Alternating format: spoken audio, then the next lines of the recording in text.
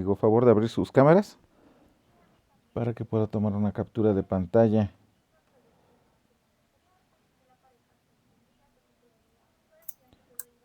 Muy bien, voy a tomar la captura de pantalla.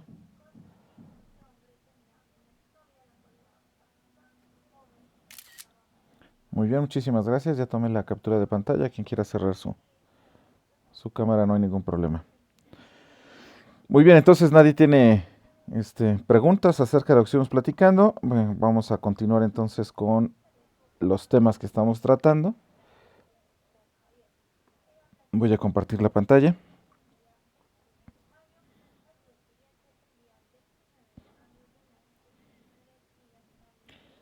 Y ya les mandé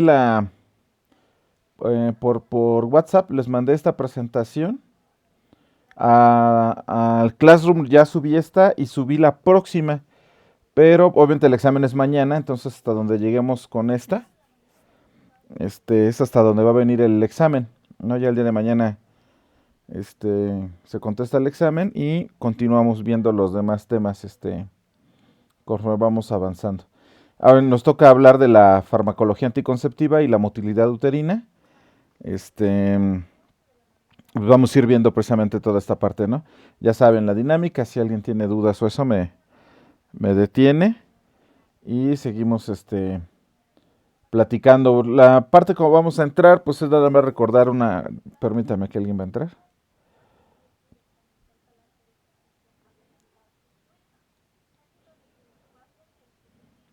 Recordar un poco lo que es la anatomía, esta zona, lo que es la zona pélvica y perineal. Vamos a hablar aquí, obviamente, por las razones que estamos platicando del tema, de la zona pélvica y perineal de la mujer. Pero es una zona altamente compleja, ¿me explico? Aquí hay funciones reproductivas y no reproductivas, hay musculatura, hay vísceras.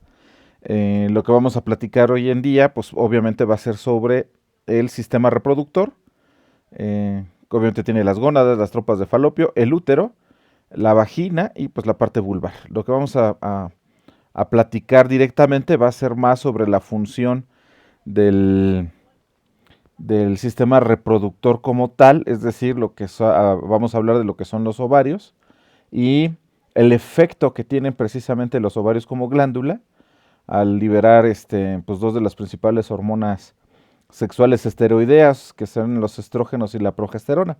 Primero vamos a hablar de la fisiología de ambas hormonas, comenzando con los estrógenos y con la progesterona.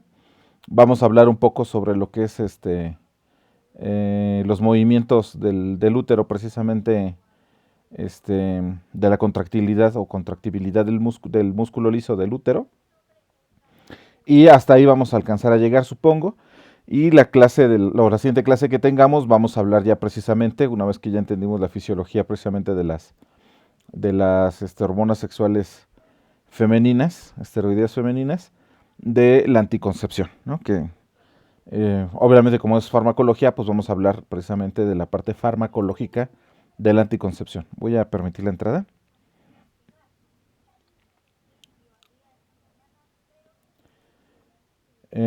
Otra cosa que es importante que tengamos en mente, no importa si nos tenemos que regresar, pues es precisamente las hormonas que participan en lo que se conoce como ciclo menstrual o ciclo cercano al mes.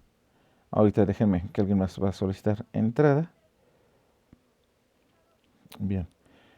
Obviamente este ciclo pertenece a los ciclos que tenemos todos los humanos. Acuérdense que hay ciclos que son circadianos o cercanos al día, como por ejemplo el ciclo sueño-vigilia es cercano al día, ¿no? Estamos 12 horas, bueno, no, estamos ciertas horas durmiendo, ciertas horas en vigilia, dependiendo incluso la estación del año, va cambiando estas horas de sueño y de luz oscuridad. Hay ciclos que son infradianos, por ejemplo, comer. Comer es un ciclo infradiano, es decir, más pequeño de 24 horas o más pequeño del día. Lo hacemos más veces seguido, comer que dormir y estar despiertos. Y hay ciclos que se conocen como supradianos, es decir, que duran más de un día o de 24 horas. Este es un caso de un ciclo supradiano. Pocos animales en la naturaleza presentan un ciclo menstrual, o sea que va pegado al mes o a los 28, 29 días más o menos. ¿Alguien nos va a entrar? Eso es que casi exclusivo de los de los primates. Por ejemplo, en el caso de la rata es también supradiano, pero dura 5 días, por ejemplo, en el caso de la rata. Y la rata también todo el año tiene, no tiene estacionalidad para la reproducción. En el caso, por ejemplo, de los conejos, su ciclo no tiene un ciclo como tal, como esto, ahí son ovuladoras reflejas. Ovulan solo en la presencia del macho, o cuando el macho estimula durante la cópula, es cuando se da la ovulación. Lo mismo ocurre con los felinos. Felinos y lagomorfos, o sea, conejos, picas, no conejos, y liebres, y todos los felinos conocidos tienen ese tipo de ovulación. Es decir, el macho es el que promueve a través de la estimulación, ya sea puede ser incluso por la estimulación hormonal, feromonal, o por la estimulación física durante el coito o durante la cópula, que ocurre la ovulación. En el caso de la mayoría de las hembras del mamífero, incluyendo la mujer, son ovuladoras espontáneas. No importa si hay un macho o no hay un macho, va a ocurrir la ovulación y pues también ocurre a lo largo de todo el año, como es el caso en el caso de las ratas, en el caso de, qué otro animal? Déjenme recordar. Pues cuando menos ratas, en el caso de algunos primates, en el caso de delfines, cuando menos en esos casos, el ciclo menstrual se da durante todo el año, o el ciclo estral se da durante todo el año, ¿no? No ocurre eso en la naturaleza. O sea, en la naturaleza lo que más se debe, lo que más se observa es un periodo reproductivo, es decir, muchas veces es en verano, ¿no? Y en la mayoría de las especies ocurre cuando hay mayor cantidad de alimento, es cuando ocurre la reproducción o ocurren los ciclos. Una vez que termina el verano, las hembras quedan preñadas y los machos incluso hasta retraen los testículos. ¿Me explico? Todo el resto del tiempo no tienen testículos. Pues no van a mantener una estructura que no va a tener ninguna función el resto del año, entonces los retraen. Eso ocurre en la mayoría de los animales. ¿Me explico? Algunos como los perros, por ejemplo, tienen 2 ciclos al año y por eso los perros siempre tienen testículos, no los retraen. Pero porque va a ocurrir 2 veces al año en la reproducción en los perros, en los cánidos por lo general. Hay algunos cánidos que llegan a tener hasta 3 ciclos, ¿no? En el caso de las conejas, por ejemplo, es en verano. Ahí ocurre el ciclo reproductor y puede ocurrir 2 veces, ¿no? Es decir, puede haber 2 periodos reproductivos y 2 partos, ¿no? Por estación. Es decir, una coneja por cada año que viva puede llegar a tener hasta 16 críos, más o menos, ¿no? Y en la naturaleza llegan a vivir hasta 3 años. Y en cautiverio duran hasta unos 5 años más o menos. Por eso es su alta capacidad reproductiva, ¿no? Nada más hay que recordar que a grandes rasgos, pues el ciclo se divide en lo que sería preovulatorio, posovulatorio, o también lo podrían ver como la fase estrogénica y la fase de progesterona, sí, de progesterona. El estradiol sería, obviamente después de que termina la menstruación, el estradiol comienza a subir. Ahorita vamos a ver todas las funciones que tiene el estradiol, que tiene muchísimas funciones. Una vez que ha alcanzado su pico máximo, pues vienen los dos momentos importantísimos, que es la liberación de la hormona folículo estimulante y de la hormona luteinizante, que lo que hacen es precisamente liberar al óvulo, ¿no? O que la ovulación se dé. Una vez que se libera el óvulo, hay una caída marcadísima del estradiol y una subida muy marcada de la progesterona. Hay que recordar que la progesterona, como su nombre lo indica, es una hormona que facilitaría la gestación, que ahorita vamos a ver cómo, ¿no? Cómo ayuda a que esto ocurra, ¿no? La gestación. Obviamente, si el óvulo sale, no es fecundado, pues el ciclo se repite, ¿no? O sea, todo este ciclo se repetiría, se repetiría. ¿Cuándo cesa el ciclo? Pues cuando hay una gestación o cuando llega la menopausia, que es una de las partes que vamos a revisar el día de hoy, para lo cual se utilizan hormonas esteroides, como un fármaco, ¿no? Para ayudar precisamente en algunos cambios que ocurren en las mujeres después de que termina su vida reproductiva. Muy bien, aquí estaría ubicado, esta es la forma como está ubicado el sistema reproductor dentro del cuerpo. Al ser una estructura pues de vital importancia desde el punto de vista reproductivo y evolutivo, pues está protegido por hueso, ¿no? Que eso siempre nos da una idea de cómo el hueso puede ayudar y permitir o protege algunas estructuras que son importantes. Ahora los ovarios pues producen en lo referente a su función endocrina, que les digo que funcionan como glándulas. Me faltaba una R más bien. Referente a su función endocrina, pues estrógenos y progesterona en forma cíclica y controlada. En farmacología pues se utilizan estas dos mismas hormonas, ya sean naturales, con modificaciones semisintéticas, o agentes estrogénicos o progestacionales sintéticos. Y algunos de ellos incluso de origen no esteroide, te vamos a revisar. Hay mucha información acerca precisamente de la estructura química, no la vamos a revisar a ese nivel, pero sí que tengan una idea de que hay diferentes fármacos que se utilizan, algunos son naturales y otros son sintéticos, e incluso no esteroides, ¿no? Y actualmente se agregan antagonistas. Estos antagonistas, pues obviamente son hormonas que lo que van a, bueno, pues bien, moléculas o sustancias químicas que lo que van a hacer es pegarse a los receptores de las hormonas esteroideas y no permitir la función. Se les llama antagonistas, es decir, se pegan, no hacen la función fisiológica, simplemente lo que hacen es evitar que los estrógenos y la progesterona se peguen a sus receptores y tengan la función fisiológica normal que tienen. Esa es una sustancia antagonista. Entonces puede ser que se esté utilizando las hormonas de manera para inducir el efecto, como puede ser que lo que querramos es que no haya un efecto, ¿no? Que hay demasiada hormona o cualquier rasgo que lo que querramos es evitar que las hormonas hagan su función y entonces utilizaríamos los antagonistas. Aquí les presento pues la estructura del estrógeno. Recuerden que todo lo que son hormonas esteroideas, pues van a provenir o tienen una estructura anillada o aromática, ¿no? Que es esto que están viendo aquí, porque provienen básicamente del colesterol. De ahí se derivan. Voy a permitir la entrada a alguien más. Muy bien. Estos son los estrógenos. Esta es la configuración que se conoce del estrógeno. Es obviamente una hormona esteroide. Por lo tanto, por la función que más se le conoce, que tiene que ver con cuestiones sexuales, pues se le considera como una hormona sexual esteroide, ¿no? Es sintetizada por las células de la granulosa ovárica y pues es a partir de la testosterona o de la androstenediona, que es un metabolito también de la testosterona, que son los precursores ováricos del estradiol. Acuérdense que también la testosterona puede ser aromatizada y regresa a ser estradiol. Entonces, de hecho, el estradiol es la hormona que más receptores tiene a nivel cerebral. Entonces, los hombres necesitamos cambiar la testosterona a estrógeno para señalizar a nivel del cerebro. Y pues bueno, en el caso de las mujeres, pues la testosterona lo que estarán haciendo es cambiar a partir de estos dos precursores, pues cambiar a estradiol, que sería la hormona de la primera fase menstrual, ¿no? Y existen numerosos agentes que son derivados de esteroides semisintéticos o sintéticos que poseen una acción estrogénica y algunos de los cuales son importantes agentes en la terapéutica. Te vamos a ver.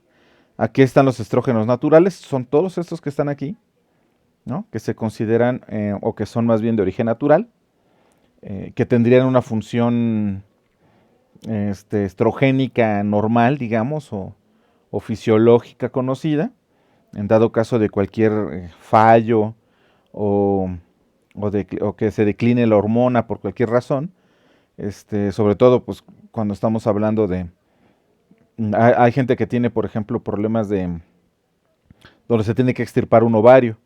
En ese momento, dependiendo la edad, otra vez insisto, la edad siempre es un punto importante, se quita un ovario y obviamente estaríamos pensando que las hormonas sexuales esteroideas bajarían a la mitad. Si son individuos jóvenes, siempre hay un efecto compensador del otro ovario y hay una sobreproducción de hormonas sexuales, al igual que las glándulas suprarrenales, ¿no? Ayudarían a este proceso de tratar de equilibrar la falta de hormonas sexuales. Sin embargo, si se va avanzando en la edad, pues muchas veces esta plasticidad ovárica o plasticidad fenotípica, como lo quieran llamar, no se da con la misma fuerza y tendríamos un problema, ¿no? de desequilibrio hormonal, una baja en hormonas y pues esto tiene que ser compensado de manera farmacológica. Y pues aquí están, ¿no? No vamos a revisar otra vez, al igual que en el caso de la diabetes, que son un montonal. Para irlos revisando uno por uno, pues nos tardaríamos un montón. Nada más sí que los sepan que están aquí, y pues si en algún momento ustedes tienen más dudas, pues entren ya directamente a los libros, porque si no nos vamos a perder, nos vamos a durar el resto del semestre nada más revisando la parte de las diferentes hormonas, porque al igual que en el caso de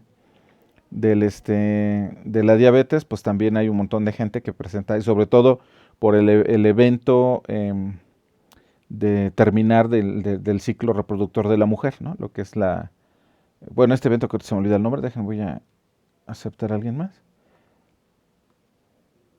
que es la menopausia, ¿no? Que es cuando acaba precisamente el ciclo, y entonces hay que hacer o generalmente se les da una terapia de hormonas a las mujeres para que esta parte, sobre todo el cambio, cuando ocurre esta parte donde los ovarios dejan de funcionar o están empezando a funcionar muy mal, pues o en desequilibrio, es decir, que no están funcionando o no están liberando ya de manera constante las hormonas, sino que de repente liberan y de repente no, o ya empiezan a liberar en menor cantidad, y esto va haciendo un cambio tremendo en el cuerpo de la mujer.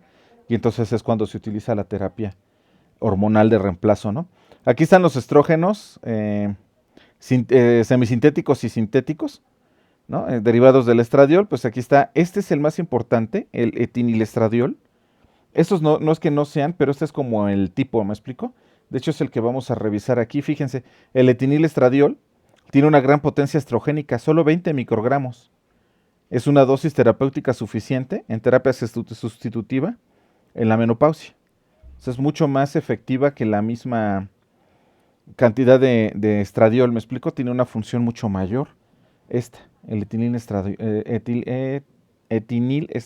¿no? Que es una de las que se utilizan más.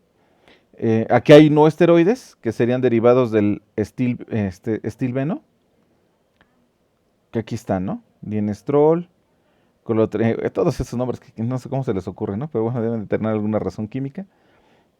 Todos estos son no esteroides, pero que tienen una función estrogénica.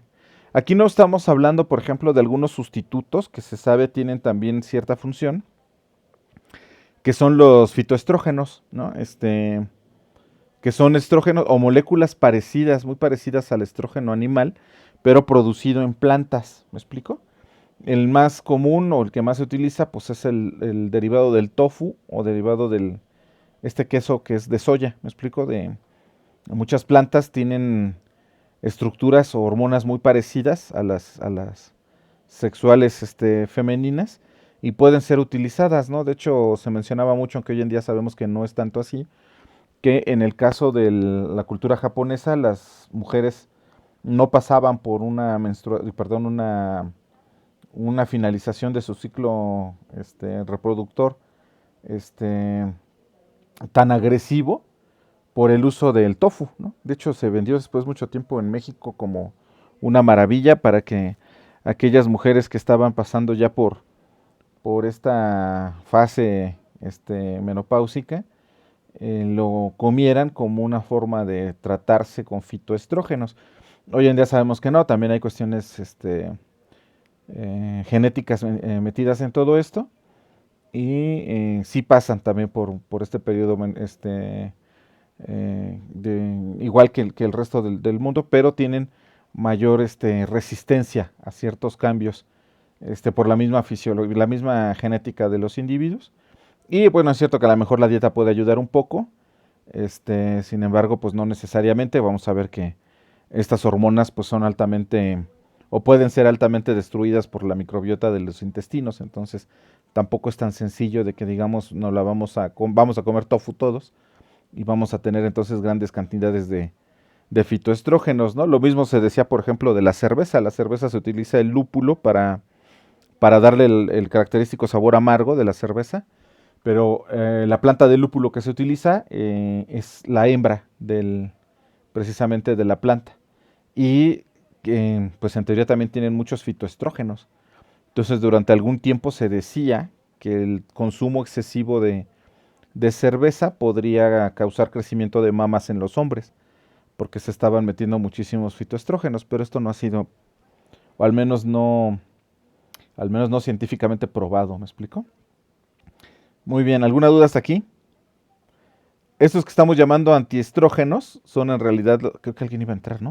Em, Aquí puede haber ovario poliquístico, por ejemplo, hay ciertos ovarios que lo que hacen es desarrollar quistes y a veces en estos quistes pues hay una sobreproducción como una especie de un tumor, como lo hemos estado revisando en otras clases, donde lo que se hace es que muchas de las células que producen precisamente los estrógenos se ven hiperestimuladas o hay mayor cantidad, se reproducen con mayor o hay mayor cantidad de ellas, y habría entonces una liberación más grande de estrógenos, y si eso le suman una mayor cantidad de receptores, pues entonces estaríamos teniendo mujeres hiperestrogénicas, lo cual tampoco es bueno, ahorita vamos a ver por qué. Y muchas veces lo que se hace es esto, precisamente meter algunos inhibidores, o no inhibidores, más bien antagonistas del estrógeno, para evitar que haya mayor función estrogénica, ¿no? Sino que se vaya regulando. Que es lo que les decía, si hay disminución, pues hay que incrementarla, y si está incrementada, pues hay que antagonizarla, ¿no? No pueden quitar los ovarios, ¿no? A menos que sea ya un problema poliquístico que pueda desencadenar problemas más graves, entonces sí ocurren cirugías para quitar esos ovarios. Mientras haya quistes, pero todo esté más o menos regulado, pues no se recomienda quitar los ovarios, ¿no? Por los cambios precisamente que ocurren. Además, acuérdense que las cirugías pélvicas también tienen lo suyo, sobre todo si se llegan a dañar nervios y demás que pueden Profe, una desencadenar. pregunta. Claro, dígame. No sé si lo va a mencionar después, pero Ujú. tengo una duda. ¿En el útero aparecen nada más miomas o también pueden aparecer quistes? Mire, eso no lo he tomado. Déjeme checarle. Lo más común que yo he escuchado son los miomas, ¿no? Y cuando se habla de quistes siempre se habla en ovario. Pero no sé si haya alguna razón por la cual. ¿Me explico? Déjeme averiguarlo y mañana mismo le tengo la respuesta entre si puede haber aparición. Sí, lo más común son los miomas, ¿no? Y si cuando están altamente irrigados ya son un problemón. Pero sí podríamos revisarlo con más calma y se lo platico mañana. Gracias. Sí, no, ¿de qué? Les digo, daños a los nervios que irrigan o que están más bien, que inervan esta zona, pueden desencadenar problemas como lo que se conoce como incontinencia urinaria, que sería yo creo que uno de los problemas más claros que se verían, pero también daños a los ligamentos que están sosteniendo toda esta parte, puede causar problemas de prolapsos, por ejemplo. ¿Me explico? O sea, recuerden también que si no tenemos una buena musculatura, ¿no? Que eso es algo que siempre les comento, ¿no? O sea, ustedes tienen que llegar en buena condición a ciertos periodos donde va a haber cambios fisiológicos importantes. Generalmente son más o menos cada 10 años, ¿no? Y si ustedes llegan con una musculatura debilitada, la musculatura pélvica debilitada, puede haber casos de prolapsos. Es más común en las mujeres que en los hombres, obviamente por la cuestión de que además hay mayor cantidad de elastina.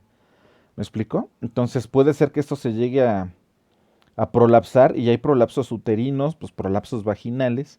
En el caso de los hombres, pues también llega a ocurrir los prolapsos rectales, ¿no?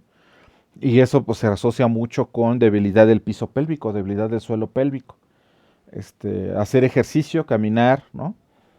Mantener sano el piso pélvico, pues sería una de las formas, ¿no? De hacer que esto se mantenga más o menos bien. Bueno, entonces la acción de los estrógenos va a ir pues a todos los niveles, sobre todo del sistema reproductor, que es lo que nos va a interesar en esta clase. No nos va a interesar más allá del sistema reproductor. Pero vean sobre el epitelio vaginal, que aquí les muestro cómo es el epitelio vaginal. Este tipo de epitelio, ¿no? Es un epitelio que está más relacionado con las cuestiones de fricción. Obviamente, pues porque la cópula se va a llevar en esta estructura. Entonces, pues obviamente va a haber la penetración por parte del pene por parte del macho, y esto va a hacer fricción en la vagina. Además, acuérdense que hay el reflejo vagino cavernoso, que lo que va a hacer es acomodar la vagina al tamaño del pene.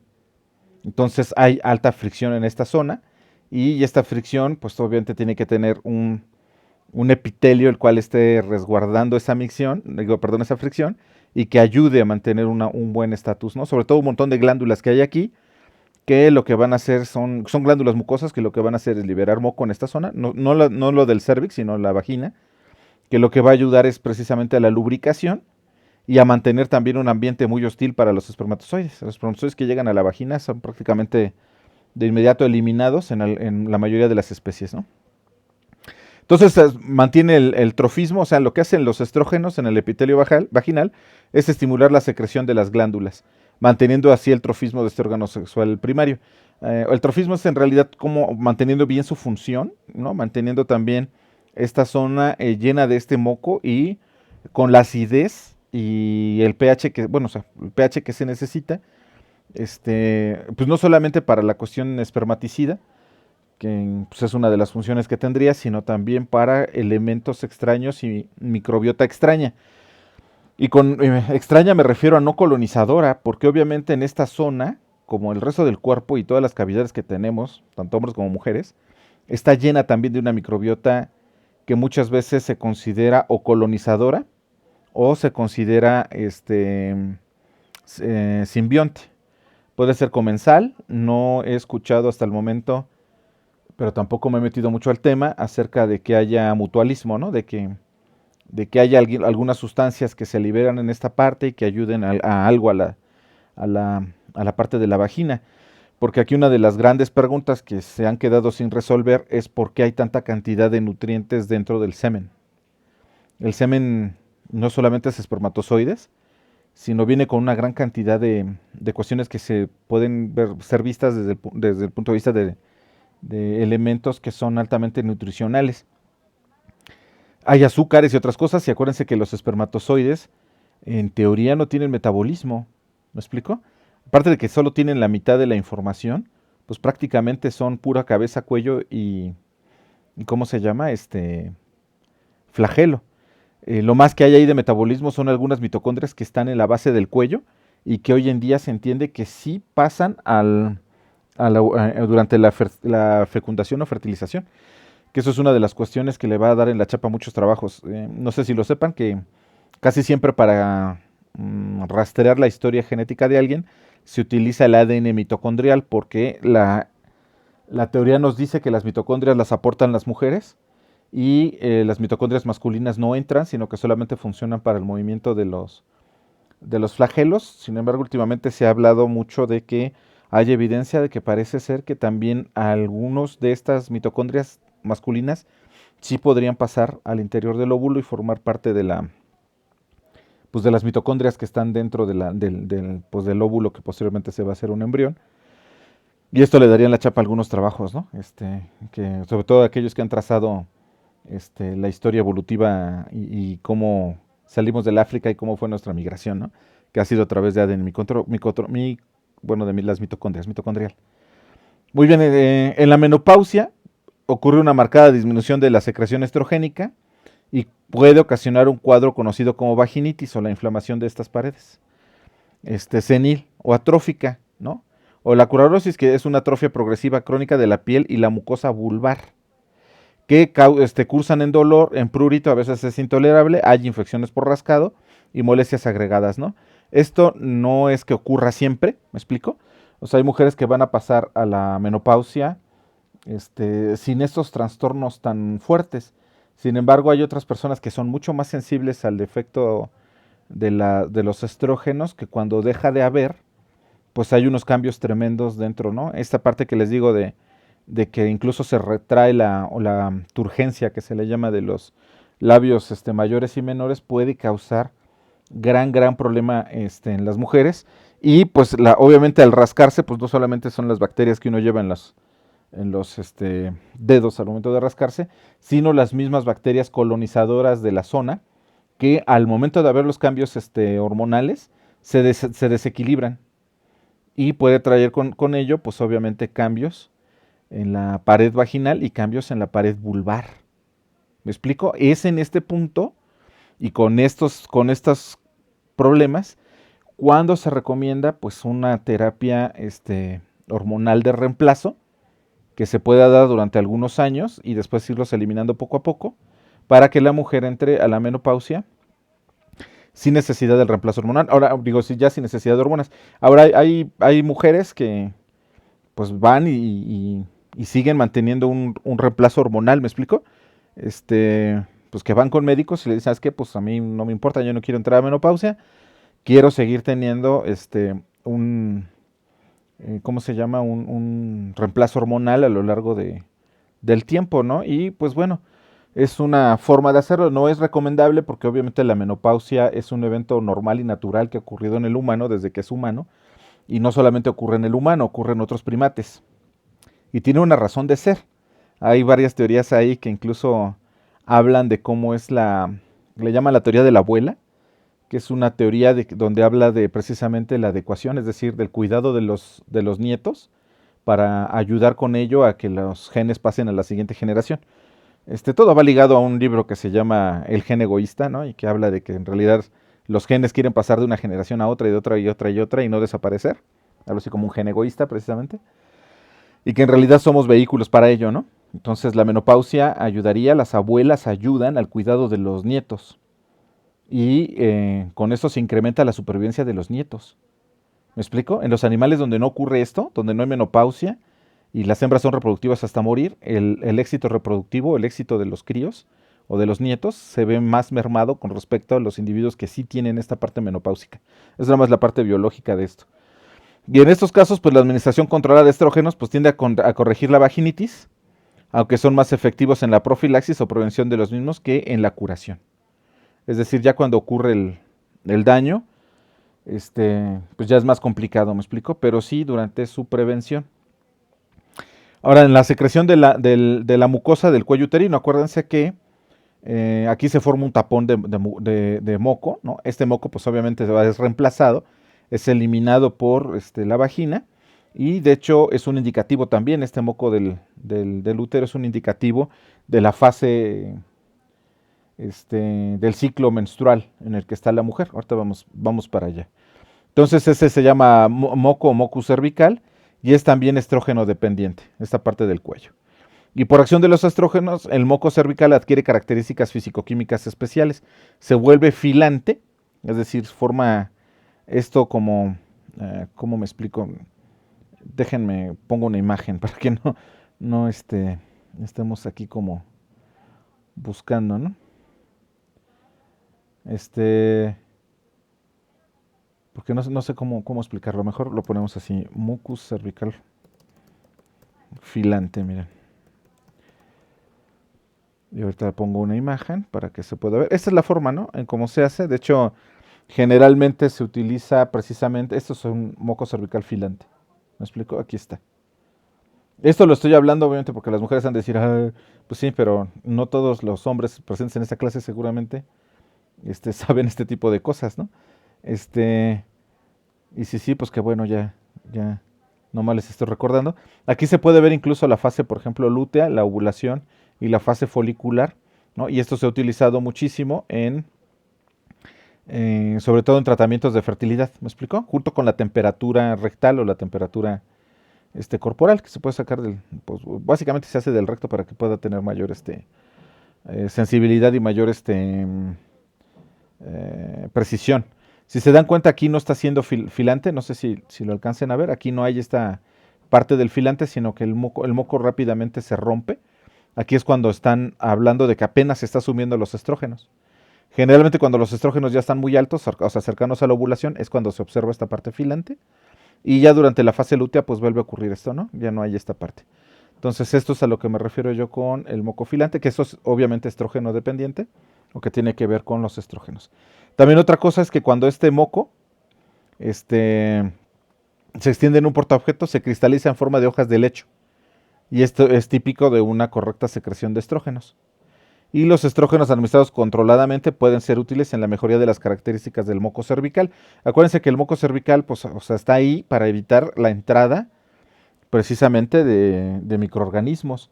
O sea, los microorganismos tienen que estar acá, hasta donde yo sé, en la parte uterina, aunque siempre hay sorpresas, pero debería de haber muy pocos, si no es que nada de microorganismos externos, ¿no?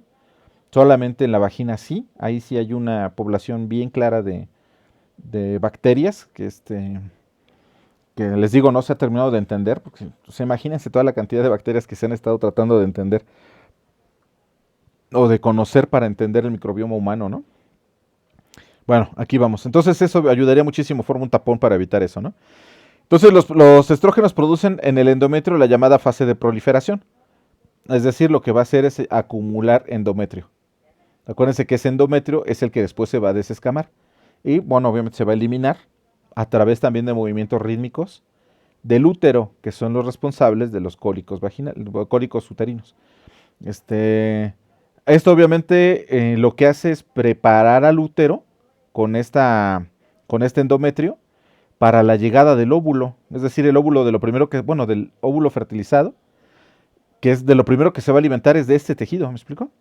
De hecho, se va a incrustar en esa zona. El óvulo tiene una capacidad que se llama hemotáxica. Puede reconocer dónde hay mayor cantidad de capilares. Ahí donde detecta la mayor cantidad de capilares es donde va y se pega. ¿Por qué? Porque va a formar el tejido, obviamente, pues lo que es la placenta y lo que es el cordón umbilical, donde se fusiona el tejido o el sistema circulatorio de la madre y se continúa con el tejido circulatorio del crío. A ese grado llega, ¿no? El nivel de compenetración entre la madre y el crío. Entonces, mediante esta acción, pues la capa funcional del endometrio prolifera, va a haber mayor cantidad de esta parte, se vasculariza, aumenta el espesor, las glándulas se hipertrofian, aumenta de tamaño toda esta parte, y las acciones de los estrógenos sobre el endometrio, pues se estudian habitualmente por biopsias, aunque bueno, pues eso son nada más para la forma de su estudio. Y el uso de estrógenos en mujeres postmenopáusicas por este efecto se relaciona con una mayor incidencia de cáncer de endometrio, que tenemos a ver. El estrógeno es de las hormonas sexuales esteroideas conocidas, es un cancerígeno por excelencia, ¿me explico? De ahí haya un efecto protectivo de los críos, que es algo que ya en algún momento debió haberlos mencionado. Es decir, cuando alguien se embaraza, el estradiol cae, la progesterona sube, pero esto se va a mantener durante todo el embarazo, ¿no? Entre los 9 meses de embarazo, las semanas que lleva el embarazo, lo que van a tener es pura progesterona y el estradiol va a estar abajo. Esto se conoce como efecto protectivo de los críos, es decir, la protección que ejecutan los embarazos y los críos, porque obviamente después viene la fase de amamantamiento, donde también el estradiol está muy bajo. Y esto hace o pareciera estar relacionado con menor incidencia de cáncer, es decir, las mujeres que tienen un crío antes de los 30 años, ¿no? Antes de los 30, pues se recomienda entre los 25 y 27 años, reducen como en un 40% la posibilidad de desarrollar cánceres cervicuterinos y mamarios. Claro, otra vez, estos trabajos se hacen de manera correlativa, ¿no? No hay un trabajo que hable de efecto, causa-efecto, ¿no? Lo que sí es que todas las células que son cultivadas, todas las células humanas cultivadas en cajas Petri, a las cuales se les pone estradiol, después de un tiempo se vuelven cancerígenas. Luego se cambian su configuración y se vuelven cancerígenas, ¿me explico? Sí, vamos acá. Pues los estrógenos ejercen una acción trófica sobre el miometrio, o sea, aumentan la motilidad y la contractilidad espontánea e incrementan la sensibilidad del músculo a la oxitocina, ándele, a la oxitocina, ¿me explico? Del útero gestante. Entonces, eso es en el caso de los estrógenos. También desarrollan un efecto trófico sobre las trompas de falopio, mantienen esta parte turgente, lo mantienen funcional. Acuérdense que aquí hay muchos cilios que lo que van a hacer es ayudar al transporte del óvulo a través de las trompas de falopio, ¿no? Y pues a la zona del útero, ¿no? Incrementan el revestimiento mucoso y la actividad de las células ciliadas, que les digo para el transporte del óvulo. También aumentan la motilidad y la secreción de glándulas mucosas de la trompa. ¿Me explico? De la trompa. Muy bien. ¿Hasta aquí vamos bien? Sí, profe. Ah, bueno. Ahora, ¿qué hacen los estrógenos a nivel de la glándula mamaria? Pues producen un estímulo trófico, es decir, mantienen todo de manera funcional, y de proliferación sobre los conductos mamarios. Incrementan el estroma, la vascularización y los tejidos grasos de las mamas. No actúa sobre los acinos mamarios que están bajo la cuestión de progesterona. De hecho, después de la gestación, más o menos por ahí del segundo mes de gestación, se incrementa la cantidad de acinos, ¿no? Que son los que estos son los acinos, son precisamente estos amarillos que están aquí, que son precisamente los que se van a encargar de la producción de leche, ¿me explico? Pero al incrementarse se incrementa el tamaño de los senos, es que son de los senos, porque las glándulas son estas, ¿no? Esas serían las glándulas. Bueno, en conjunto se llama glándula mamaria, pero está compuesta de muchísimas glándulas pequeñas, ¿no? Y aquí es donde se va, pues, precisamente a hacer esta parte del control precisamente en los senos. Ahorita vamos a revisar también otro efecto importante que tiene en las dinámicas del agua, los estrógenos, pero ahorita vemos. Los estrógenos, pues, desencadenan también siguientes acciones sobre la adenohipófisis, ya lo habíamos revisado un poco. Estos feedbacks positivos y negativos, pues inhiben la secreción de la folícula estimulante, estimulan la liberación de la luteinizante, que es precisamente este cambio entre uno y otro, es lo que va a provocar la ovulación, e inhibe la secreción de la prolactina. Obviamente, pues no va a haber prolactina, si hay estrógenos no hay prolactina, por lo tanto no hubo embarazo, no hay progesterona y pues se vuelve a repetir todo el ciclo. Espero me vaya yo, o les vaya yo, no los vaya yo haciendo bolas. Bien, vamos a ver su farmacocinética, pues los estrógenos se absorben de forma irregular, les digo cuando son administrados por vía oral, ya que sufren una importante inactivación por las bacterias del tracto gastrointestinal y son eficaces por vía parenteral. Esto es lo que les decía de por qué se pone en duda esta parte de los fitoestrógenos y que en realidad se considera más una moda, ¿no? Que fue como una especie de moda. De pronto todo el mundo hablaba de fitoestrógenos y entonces consume tofu y pues era una especie hasta como de mercadotecnia para venderte el tofu por todos lados, ¿no? Y en realidad si se consumen pues por vía oral van a tener procesos digestivos y pues, es una hormona que además está relacionado o tiene características grasas, ¿me explico? Y eso es lo que precisamente lo que va a hacer es pues que sea altamente utilizado por las mismas bacterias que tenemos en el tracto digestivo. Y debido a que son insolubles en agua, pues se les administra frecuentemente en soluciones oleosas. Muchas veces se utiliza, o lo que más se utiliza son aceites minerales, ¿no? Ahí es donde se diluyen y pues se utilizan. Ahora, hay un problema con los estrógenos. Los estrógenos sintéticos pues, absorben bien por piel y mucosas.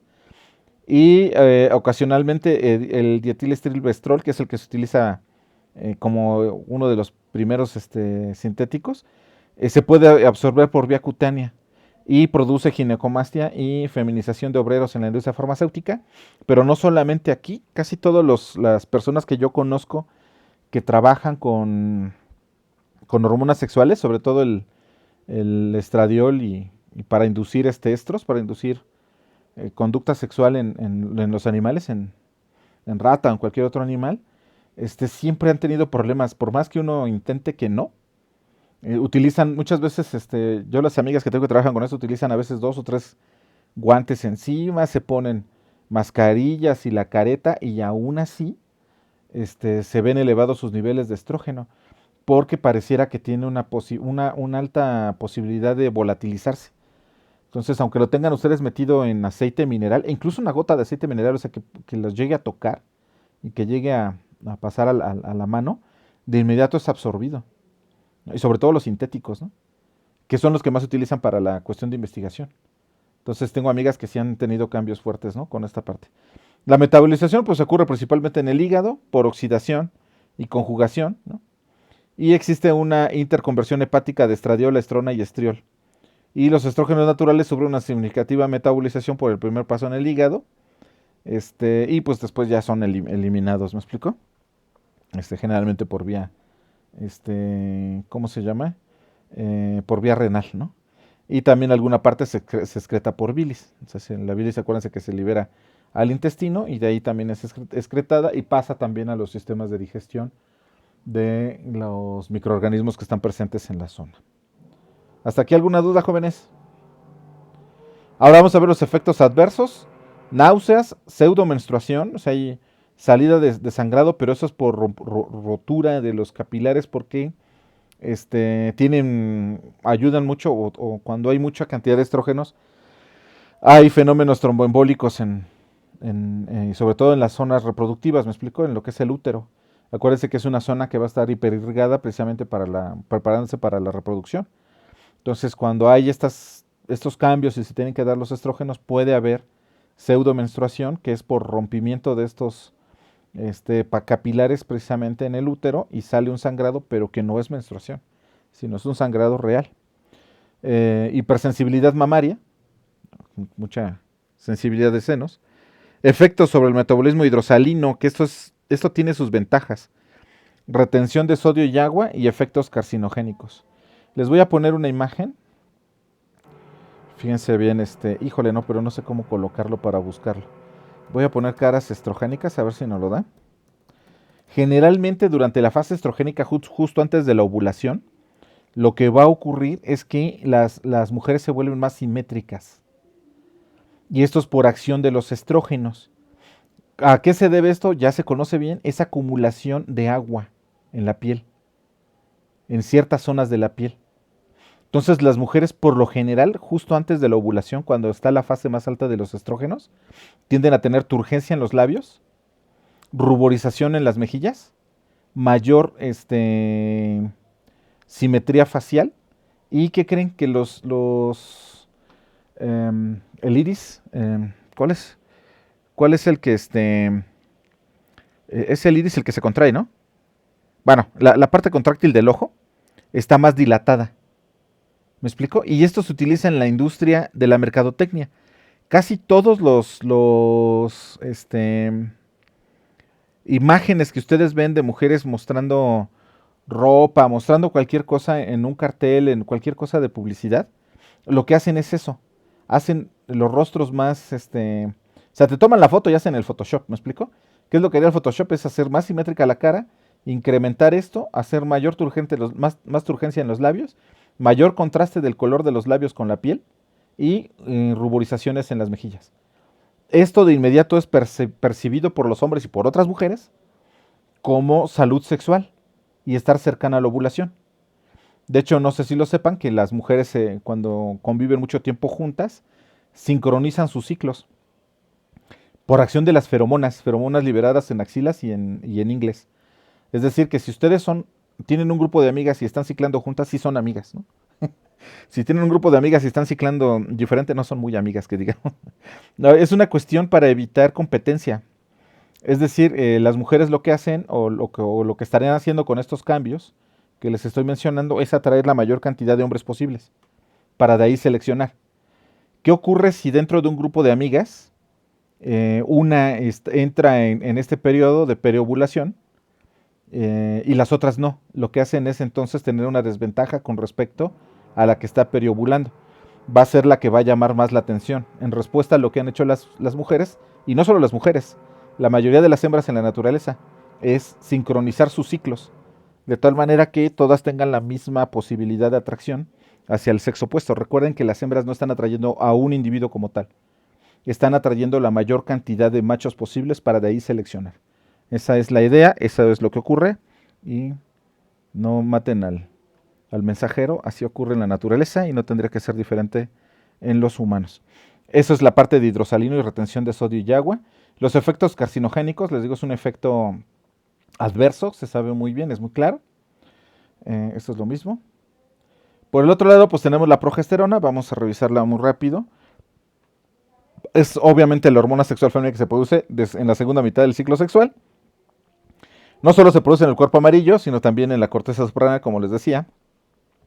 Aquí están los progestágenos, que son un grupo de agentes farmacológicos con acciones similares a la progesterona, y algunos de ellos potencian la parte progestacional, muy superior incluso a la misma progesterona, algunos de esos progestágenos.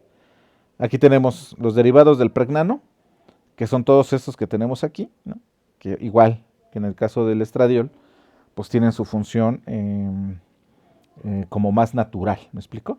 Aquí están los derivados del androstano, que son todos estos que están aquí, que son otro grupo de fármacos que también estarían teniendo una función de progesterona o de progestacional. Aquí tenemos estos son los estos de acá abajo, es el antagonista que más se utiliza, en el dado caso de que lo que querramos es tener, por ejemplo, se utiliza muchas veces para cortar la producción de leche, ¿no? En mujeres que ya no quieren amamantar. En muchas mujeres lo que se va haciendo es que se va perdiendo la capacidad de producir leche a lo largo del tiempo y esto ocasiona el destete. Además también la salida de dientes en los críos generaría el destete de manera natural. En la mayoría de los animales así ocurre, ¿me explico? Los que nacen sin dientes. Generalmente es la aparición de los dientes lo que hace que las hembras desteten. Pero para ese tiempo ya hubo una menor cantidad de producción de leche. Sin embargo, hay mujeres que son muy sensibles a la estimulación del llanto y a la estimulación del crío durante la succión mamaria y pueden no disminuir la cantidad de leche. Y obviamente al momento de que el crío ya empieza a morder porque ya tiene dientes y la mujer quiere hacer el destete, viene un problema de saturación de las glándulas, ¿me explico? Muchísima cantidad de leche y esta pues tiene que ser eliminada y es un proceso, o sea, va a ser muy molesto, entonces a veces lo que se hace es utilizar este tipo de sobre todo antiprolactina o agonistas de la prolactina y agonistas de la progesterona para evitar que se siga produciendo leche.